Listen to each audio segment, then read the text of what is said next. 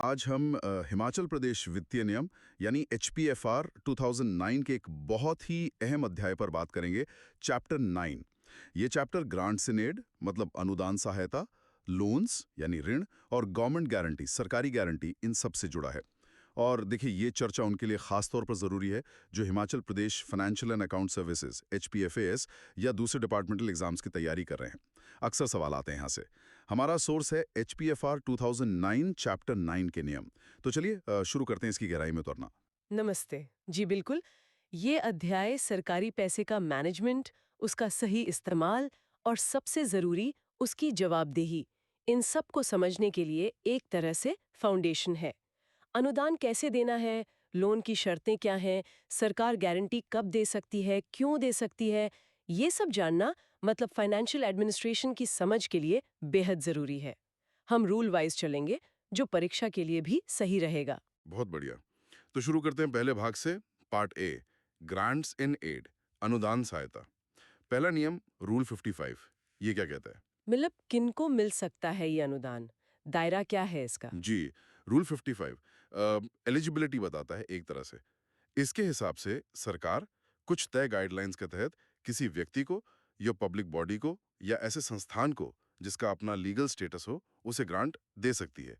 इसमें कई तरह की संस्थाएं आ जाती हैं, जैसे वो संस्थान जो सरकार ने ऑटोनॉमस बॉडीज के तौर पर बनाए हैं। अच्छा, जैसे कोई एक्ट या सोसाइटीज एक्ट के तहत रजिस्टर्ड हों। हाँ बिल्कुल। या फिर वो HP societies registration act 2006, cooperative societies act 1968, Indian trust act 1882, इनके तहत। फिर इसमें वॉलंटरी ऑर्गेनाइजेशन या एनजीओज भी आते हैं जिन्हें कुछ क्राइटेरिया के बेस पर चुना गया हो और जो सरकार की वेलफेयर स्कीम्स को आगे बढ़ा रहे हों।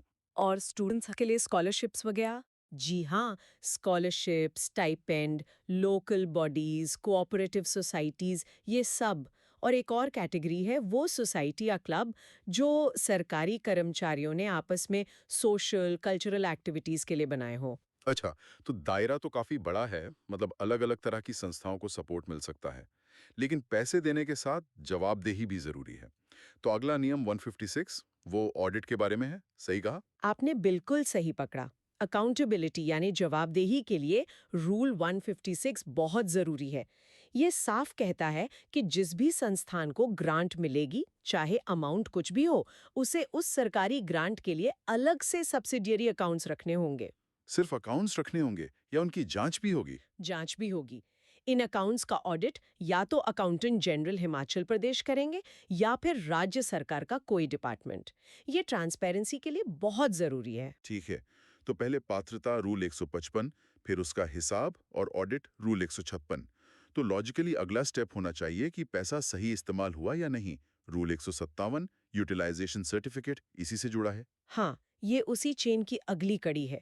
रूल 157 कहता है कि ग्रांट लेने वाले संस्थान को पैसा इस्तेमाल करने के बाद सरकार को एक ऑडिटेड यूटिलाइजेशन सर्टिफिकेट देना होगा। मतलब एक तरह का प्रमाण कि पैसा सही काम में लगा। जी बिल्कुल। ये सर्टिफिकेट कंफर्म करता है कि पैसा जिस मकसद के लिए दिया गया था, उसी पर खर्च हुआ है। ये सिर्फ एक फॉर्मेलिटी नहीं, बल्कि ये पक्का करने का तरीका है कि सरकारी फंड का मिसयूज न हो। स्पष्ट है। अब रूल 158 पर आते हैं। इसमें डिस्क्रिशनरी ग्रांट्स या विवेकाधीन अनुदान का जिक्र है। ये विवेकाधीन शब्द इसे नॉर्मल ग्रांट से कैसे अलग करता है? विवेकाधीन जैसा नाम से ही पता चल रहा है, ये वो ग्रांट्स है जो किसी कॉम्पिटेंट अथॉरिटी द्वारा किसी खास अथॉरिटी को उसके अपने विवेक मतलब डिस्क्रेशन पर खर्च करने के लिए दी जाती हैं। लेकिन ऐसा नहीं कि जैसे मर्जी खर्च कर दें। रूल 158 कहता है कि इनका खर्चा सरकार के जनरल या स्पेशल ऑर्डर्स के हिसाब से होगा। उन ऑर्डर्स में ग्रांट का मकसद और शर्तें साफ लिखी होंगी। अच्छा। और इसमें एक बात और थी शायद, नॉन रेकरिंग वाली। हाँ, ये महत्वपूर्ण है। ये विवेकाधीन अनुदान आमतौर पर नॉन रेकरिंग होते हैं, मतलब एक बार दिए जाने वाले। इनसे सरकार पर कोई फ्यूचर कमिटमेंट नहीं बनता। ठीक है, समझ गया। Special case, special authority, special purpose और वन टाइम। अच्छा, अब ग्रांट्स वाले सेक्शन का आखिरी नियम रूल 159, इसका क्या रोल है? रूल 159 एक तरह से बाकी सबको कवर करता है। ये कहता है कि रूल 155 वाली ग्रांट्स जो नॉर्मल है और रूल 158 वाली ग्रांट्स जो विवेकाधीन है, इनके अलावा अगर कोई और तरह की ग्रांट या सबवेंशन देना है तो वो सिर्फ सरकार के स्पेशल ऑर्डर्स के तहत ही दिया जाएगा। मतलब हर तरह की ग्रांट के लिए एक प्रॉपर चैनल और अथॉरिटी तय है। जी बिल्कुल। कोई भी ग्रांट बिना किसी नियम या ऑर्डर के नहीं दी जा सकती। ठीक है, तो ये हो गई ग्रांट सिनेड नियम 155 से 159 तक की बात। जी। अब आगे बढ़ते हैं चैप्टर के दूसरे हिस्से पर, पार्ट बी, लोन्स यानी ऋण। जी। शुरुआत रूल 160 से, ये किस बारे में है, क्या सिद्धांत है इसका? रूल 160 का फोकस है बजट प्रोविजन पर। ये फाइनेंस डिपार्टमेंट की जिम्मेदारी तय करता है कि वो सरकारी कर्मचारियों, local bodies, autonomous bodies, public sector enterprises, private लोगों या दूसरों को दिए जाने वाले लोन्स और एडवांसेस के लिए बजट में जरूरी प्रावधान करे। सिर्फ लोन देने का प्रावधान या वसूली का भी? दोनों का। फाइनेंस डिपार्टमेंट को आने वाले फाइनेंशियल ईयर में इन लोन्स और एडवांसेस से जो रिकवरी होनी है, उसका भी बजट में अनुमान लगाना होता है और प्रावधान करना होता है। ये एक तरह से सरकार के लोन ट्रांजैक्शंस की प्लानिंग है। समझ गया। बजटिंग और फाइनेंशियल प्लानिंग से जुड़ा है। अगला नियम 161, ये लोन सैंक्शन करने की पावर्स के बारे में है। आपने पहले इशारा किया था कि ये एग्जाम्स के लिए बहुत जरूरी है। क्यों, इसमें ऐसा क्या खास है? जी हाँ, रूल 161 परीक्षा के नज़रिए से बहुत महत्वपूर्ण है। इस पर कैंडिडेट्स को खास ध्यान देना चाहिए। ये लोन सैंक्शन प्रोसेस के असास मतलब फंडामेंटल्स को तय करता है। इसके 3 मुख्य हिस्से हैं। पहला। पहला कि लोन सैंक्शन करने की सरकार की पावर्स क्या होंगी, वो तय नियमों के अनुसार होंगी। मतलब कौन कितना लोन, किस तरह का लोन दे सकता है, ये सब डिफाइंड होगा। दूसरा। दूसरा, लोन पर ब्याज की दर क्या होगी, कितनी किश्तों में लोन वापस आएगा, वापसी की कुल अवधि क्या होगी, ये सब जरूरी शर्तें जो हर लोन सैंक्शन ऑर्डर में होती हैं, वो भी तय नियमों के हिसाब से ही होंगी। तीसरा। और तीसरा कि हर तरह के लोन से जुड़ा डिटेल्ड प्रोसीजर और बाकी की टर्म्स एंड कंडीशंस भी नियमों के अनुसार ही होंगी। अच्छा, मतलब पूरी लोन देने की प्रक्रिया कौन देगा, किन शर्तों पर देगा और कैसे देगा, ये सब नियमों से बंधा होगा। मनमानी नहीं चलेगी। इसीलिए ये एग्जाम के लिए इंपॉर्टेंट है। जी बिल्कुल। ये रूल पूरी लोन व्यवस्था को एक लीगल फ्रेमवर्क देता है। सही है। लेकिन लोन सैंक्शन होने के बाद उनका हिसाब रखना, वसूली देखना, ये भी तो जरूरी है। रूल 162 शायद इसी पर है, अकाउंट्स एंड कंट्रोल। हाँ, रूल 162 लोन मैनेजमेंट के प्रैक्टिकल साइड को देखता है। ये कहता है कि सरकार जो लोन देती है, उसका डिटेल्ड अकाउंट रखने की जिम्मेदारी या तो लोन सैंक्शन करने वाली अथॉरिटी की है या फिर उस अफसर की जिसे सरकार ये काम सौंपे। और ये अफसर सरकार के निर्देशों के तहत काम करेगा। उसका काम सिर्फ खाते रखना नहीं, बल्कि लोन की रिकवरी पर भी नजर रखना है और ये देखना है कि लोन की सारी शर्तें पूरी हो रही हैं या नहीं। तो ये जिम्मेदारी डिपार्टमेंट या अफसर की हुई। लेकिन क्या गवर्नमेंट लेवल पर भी कोई मॉनिटरिंग है? रूल 163 कुछ इसी तरह का लगता है। एडमिनिस्ट्रेशन के लिए काफी जरूरी लगता है। निश्चित रूप से रूल 163 सरकार की निगरानी मतलब गवर्नमेंट ओवरसाइट पर जोर देता है। ये सरकार यानी संबंधित एडमिनिस्ट्रेटिव डिपार्टमेंट पर यह जिम्मेदारी डालता है कि वो देखे कि डिपार्टमेंटल ऑफिसर से लोन के एनुअल स्टेटमेंट्स टाइम पर आ रहे हैं या नहीं। सिर्फ स्टेटमेंट लेना है या उसको देखना भी है? देखना भी है और ध्यान से देखना है। सरकार को इन स्टेटमेंट्स का क्लोज रिव्यू करना होगा। खासकर उन मामलों को देखना होगा जिनमें प्रिंसिपल या इंटरेस्ट की पेमेंट में डिफॉल्ट हुआ हो। और रिव्यू के बाद? एक्शन भी लेना होगा। जी हाँ, रिव्यू के आधार पर सरकार को बकाया वसूली के लिए सही कदम उठाने होंगे। अगर स्टेटमेंट टाइम पर नहीं आते तो संबंधित अफसर को तुरंत रिमाइंडर भेजना चाहिए। और इसमें एक लिस्ट बनाने की बात भी थी शायद। हाँ, बकाया लोन्स की स्थिति पर नजर रखने के लिए सरकार अपने द्वारा दिए गए सभी लोन्स की एक लिस्ट भी मेंटेन कर सकती है। ये नियम असल में फाइनेंशियल डिसिप्लिन और सरकारी पैसे की रिकवरी पक्की करने के लिए एक बहुत जरूरी टूल है एडमिनिस्ट्रेशन के पास। ये मॉनिटरिंग सिस्टम तो काफी मजबूत है। अच्छा, जैसे ग्रांट्स में यूटिलाइजेशन सर्टिफिकेट था, क्या लोन्स के लिए भी ऐसा कुछ है? हाँ, है बिल्कुल। रोल 164 साफ कहता है कि लोनी यानी जिसने लोन लिया है, उसे सरकार को यूटिलाइजेशन सर्टिफिकेट देना होगा। मतलब ये बताना होगा कि लोन का पैसा उसी काम में लगा जिसके लिए लिया था। जी, ये सर्टिफिकेट इसी बात का प्रूफ होता है।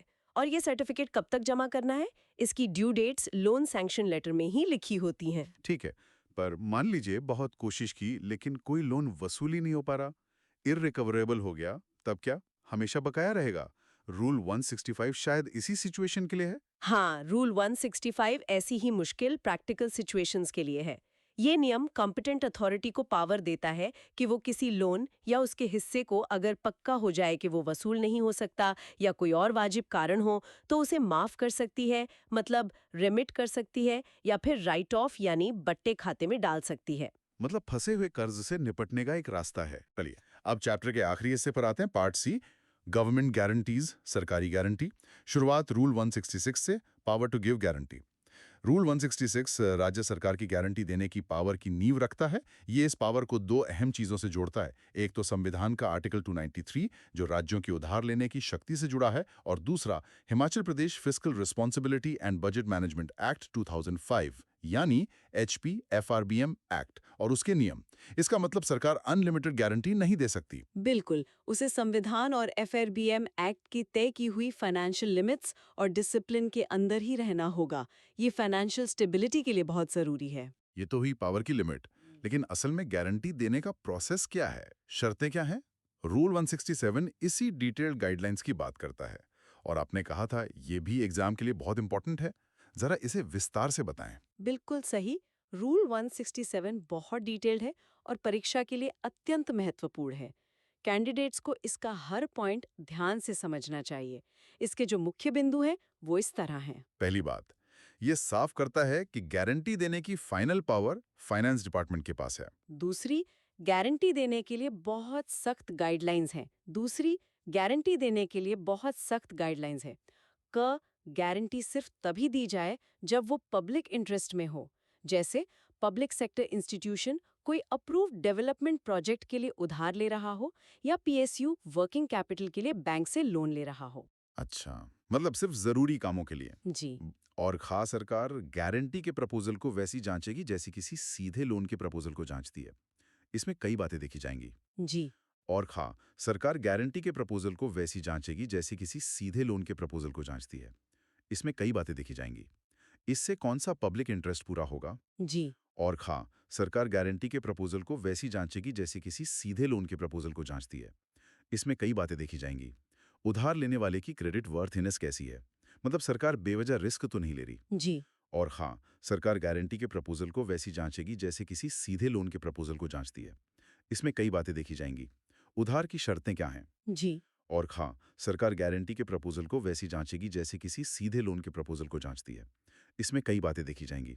और उधार लेने वाले की क्रेडिट हिस्ट्री देखते हुए गारंटी में क्या खास शर्तें डालनी चाहिए, मतलब पूरी जांच पड़ताल होगी। हाँ। और ये बहुत बड़ा कंट्रोल है। किसी भी डिपार्टमेंट से गारंटी का प्रपोजल आए, सरकार में जांच के बाद फाइनेंस डिपार्टमेंट की सहमति जरूरी है।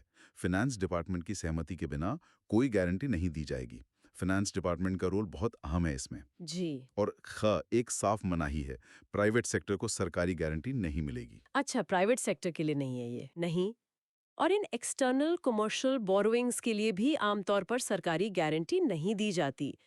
तो ये गाइडलाइंस पक्का करती हैं कि सरकारी गारंटी जिम्मेदारी से, सिर्फ जरूरी मामलों में और पूरी फाइनेंशियल स्क्रूटनी के बाद ही दी जाए। वाह, ये तो वाकई काफी कड़े नियम हैं ताकि सरकार की लायबिलिटी कंट्रोल में रहे। अच्छा, क्या सरकार ये गारंटी फ्री में देती है या इसका कोई चार्ज भी लगता है? रूल 168। हाँ, सरकार ये रिस्क लेने का, अपनी क्रेडिट इस्तेमाल करने देने का एक शुल्क लेती है। रूल 168 कहता है कि गारंटी फीस की दरें तय नियमों के हिसाब से होंगी। मतलब जिस संस्था के लोन की गारंटी सरकार दे रही है, उसे सरकार को एक तय रेट पर गारंटी फीस देनी पड़ती है। ये सरकार के रेवेन्यू का भी एक सोर्स है। और गारंटी देने के बाद क्या सब ठीक मान लिया जाता है, या ये भी देखा जाता है कि शर्तें पूरी हो रही हैं या नहीं? आखिरी नियम रूल 169 रिव्यू पर है। ये क्या कहता है?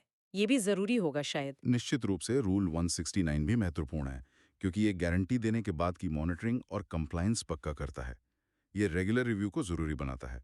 इसके मुख्य पॉइंट्स हैं। पहला, एडमिनिस्ट्रेटिव डिपार्टमेंट्स को फाइनेंस डिपार्टमेंट से सलाह करके हर तिमाही, मतलब हर क्वार्टर में अपनी दी हुई या रेकमेंड की हुई गारंटियों का रिव्यू करना होगा। उन्हें देखना होगा कि उधार लेने वाला लोन एग्रीमेंट के हिसाब से प्रिंसिपल और इंटरेस्ट टाइम पर चुका रहा है या नहीं। अच्छा, हर 3 महीने में रिव्यू? जी। और दूसरा, फाइनेंस डिपार्टमेंट ये पक्का करेगा कि ये क्वार्टरली रिव्यू एडमिनिस्ट्रेटिव डिपार्टमेंट्स कर रहे हैं। इसके लिए एडमिनिस्ट्रेटिव डिपार्टमेंट्स को एक गारंटी रजिस्टर मेंटेन करना होगा। उस रजिस्टर में क्या क्या होगा? उसमें कई चीजें होंगी। क, सभी गारंटियों का पूरा रिकॉर्ड। ख, टाइम टू टाइम जो भी जानकारी चाहिए वो। ग, जो रिव्यू हुए हैं उनका रिकॉर्ड, ताकि पता चले रिव्यू हो रहे हैं। घ, गारंटी फीस लगाने और वसूलने का रिकॉर्ड। और इंग, हर क्वार्टर खत्म होने के बाद अगले महीने की 10 तारीख तक updated quarterly data finance department को भेजना होगा। मतलब एक पूरा सिस्टम है मॉनिटरिंग का। जी है। ये पूरी व्यवस्था देखती है कि गारंटियों पर लगातार नजर रहे, उधार लेने वाले की परफॉर्मेंस देखी जाए और अगर कोई डिफॉल्ट या प्रॉब्लम हो तो टाइम पर एक्शन लिया जा सके। तो ये था हिमाचल प्रदेश फाइनेंशियल रूल्स 2009 के चैप्टर 9 का एक, कह सकते हैं, गहरा विश्लेषण। हमने अनुदान सहायता रूल्स 155, 159, ऋण रूल्स 160, 165 और सरकारी गारंटी रूल्स 166, 169 के अहम नियमों को समझने की कोशिश की। काफ़ी सारे प्रोसीजरल डिटेल्स हैं इसमें, जो इसे HPFAS और डिपार्टमेंटल एग्जाम्स के एस्पिरेंट्स के लिए खास तौर पर ज़रूरी बनाते हैं। निश्चित रूप से इन नियमों को समझना, ग्रांट्स और लोन्स कैसे दिए जाते हैं, उनकी शर्तें क्या हैं, यूटिलाइजेशन कैसे पक्का होता है और सरकारी गारंटी किन सख्त गाइडलाइंस और रिव्यू मैकेनिज्म के तहत दी जाती है, ये सब हिमाचल में एक एफिशिएंट, ट्रांसपेरेंट और अकाउंटेबल फाइनेंशियल एडमिनिस्ट्रेशन की रीढ़ है। नियमों का मकसद कंट्रोल के साथ साथ डेवलपमेंट को फैसिलिटेट करना भी है। हमें पूरी उम्मीद है कि ये बातचीत सभी सुनने वालों के लिए उपयोगी रही होगी, खासकर उनके लिए जो परीक्षाओं की तैयारी में जुटे हैं। हमारे साथ जुड़ने के लिए आपका बहुत बहुत धन्यवाद। अगर आपको ये कंटेंट वैल्यूएबल लगा हो तो प्लीज़ इसे लाइक और शेयर ज़रूर करें। और हाँ, इस तरह की और डिटेल्ड चर्चाओं के लिए चैनल को सब्सक्राइब करना ना भूलें। धन्यवाद।